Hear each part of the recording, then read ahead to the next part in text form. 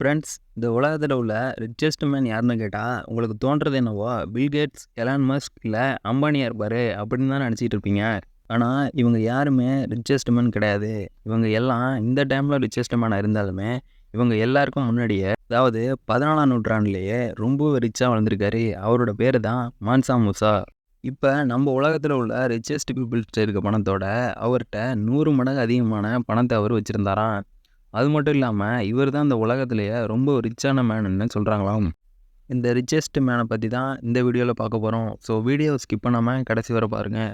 இந்த ரிச்சஸ்ட் மேனோட பேர் தான் மான்சா மூசா. இவரோட லைஃப் நார்மலாக தான் போயிட்டுருக்கு. இவர் மாலிங்கிற இடத்துல பிறக்கிறப்ப இவரோட லைஃப்பும் நார்மலாக போயிட்டுருக்கு. 1300ஆம் வருஷமும் வருது. அப்போ அபுபக்கருங்கிற ஒருத்தர் அந்த நாட்டை ஆண்டுக்கிட்டு இருந்தார்.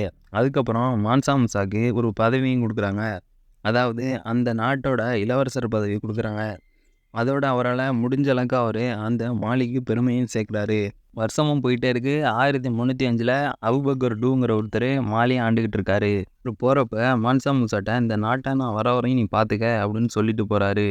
இது எப்படி அப்படின்னா, அரசர் இல்லாத அந்த நாட்டில் உள்ள இளவரசர் அரசராக மாறலாம் அப்படின்னு ஒரு சட்டம் இருந்துச்சாம். அதுக்கப்புறமா மான்சா மூசா அந்த மொத்த மாலியையுமே அவர் கண்ட்ரோலுக்குள்ளே கொண்டு வந்துட்டார்.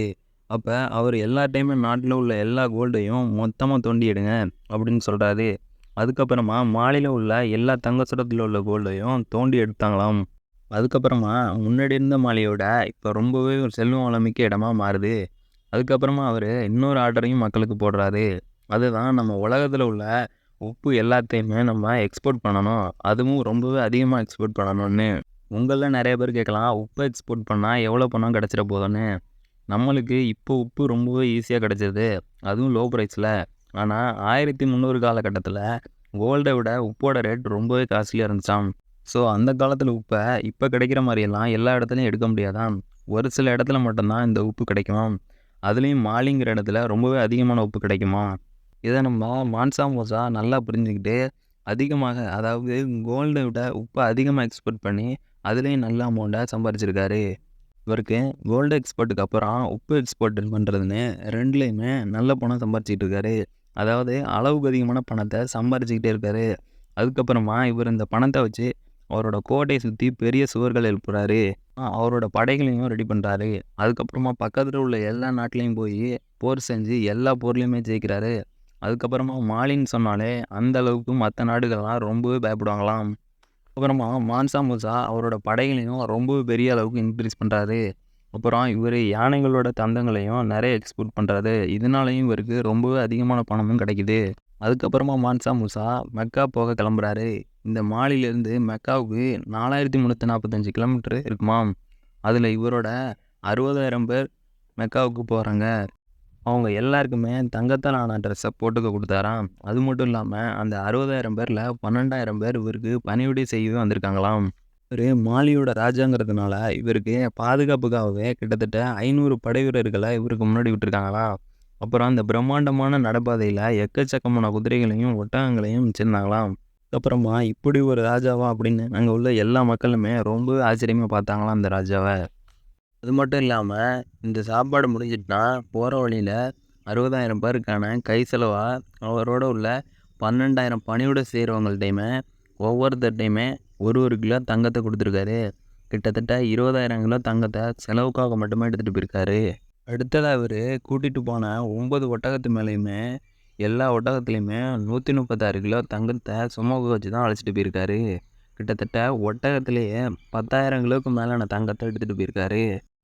என்னதான் அதிகமான பணத்தை வச்சுருந்தாலுமே மான்சா மூசா இவர் அழைச்சிட்டு போன 80 ஒட்டகத்து மேலே உள்ள 10,000 கிலோவுக்கு மேலான கோல்டை போகிற வழியில் உள்ள ஏழை மக்களுக்கு கொடுத்து உதவுனாராம். அதுக்கப்புறம் இவர்கிட்ட உள்ள தங்கத்தை வச்சு பரிமாற்றம் செஞ்சு அவருக்கு தேவையான பொருளை போகிற வழியில் வாங்கினாராம்.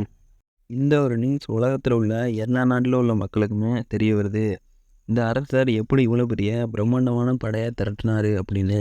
அதுக்கப்புறமா அங்கே உள்ள அரசர்கள் எல்லாருமே மான்சா மூசாட்ட, நீங்கள் ரொம்பவே எங்கள் மக்களுக்கெல்லாம் உதவி பண்ணுறீங்க, வர்த்தகம் பண்ணுறதுக்கும் தங்கத்தை கொடுக்குறீங்க, இதனால் எங்கள் மக்கள்கிட்ட ஈஸியாக தங்கம் நிறையாவே இருக்குது. இப்படி தங்கத்தை ஃப்ரீயாக கொடுக்குறனால தங்கத்தோட விலையும் இப்போ ரொம்பவே கீழே இறங்கிட்டு தங்கத்தை விட மற்ற எல்லா பொருளோட விலையும் ரொம்பவே அதிகமான ரேட்டாகவும் இருக்குது. நீங்கள் திரட்டின இந்த பயணம் ரொம்பவே பிரம்மாண்டமான பயணம் தான். ஆனால் நீங்கள் தயவுசெய்து எங்கள் மக்கள்கிட்ட கொடுத்த தங்கத்தை நீங்கள் மறுபடியும் வாங்கிக்கோங்க.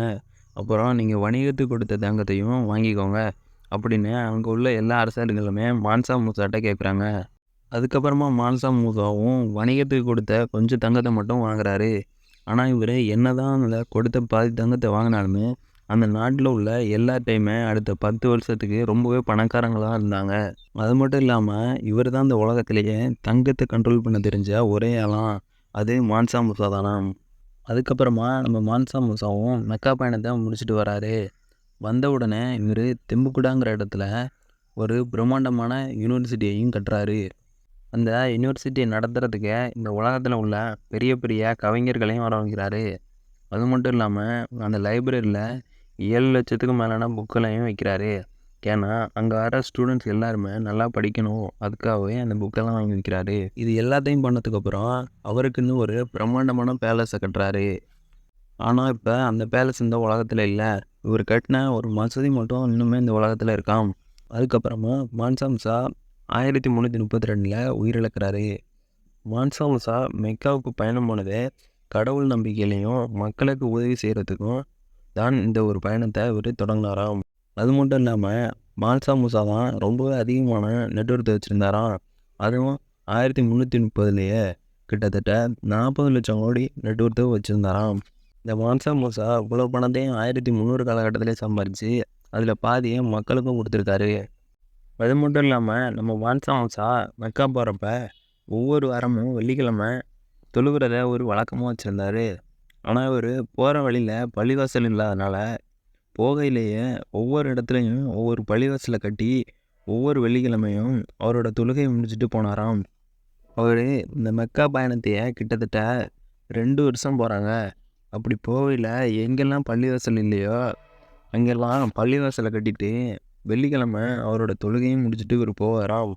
இப்போ நம்ம உலகத்தில் உள்ள நம்பர் 1 பணக்கார லிஸ்ட்டில் இருக்க எலான் மஸ்கோட நெட்வொர்த்து கிட்டத்தட்ட 25,000 கோடி அமெரிக்கன் டாலராக இருக்காம். ஆனால் நம்ம மான்சா மூசாவோட நெட்வொர்க் கிட்டத்தட்ட 40,000 கோடி அமெரிக்கன் டாலராக இருக்கான். அதுவும் 1300 காலகட்டத்திலேயே இவ்வளோ பவர்ஃபுல்லான பணக்காரர்னா அது நம்ம மான்சா மூசா தான். த மோஸ்ட் ரிச்சஸ்ட் மேன்னு இவரை சொல்கிறாங்க. என்ன தான் மான்சா மூசா உலகத்தோட ரொம்பவும் பெரிய பணக்காரராக இருந்தாலுமே இவர் சம்பாதிச்ச பாதி பணத்தை ஏழை மக்களுக்கும் யூனிவர்சிட்டி கட்டுறதுக்கும் தான் கொடுத்துருக்காரு. இந்த ஸ்டோரி உங்களுக்கு பிடிச்சிருந்துச்சுன்னா கமெண்ட்டில் சொல்லுங்கள். இந்த வீடியோ உங்களுக்கு பிடிச்சிருந்தா லைக் அண்ட் ஷேர் பண்ணுங்கள். இந்த மாதிரியான இன்ட்ரெஸ்டிங்கான வீடியோவை பார்க்க நம்ம டெய்லி பேட்ஸ் சேனலை சப்ஸ்கிரைப் பண்ணுங்கள்.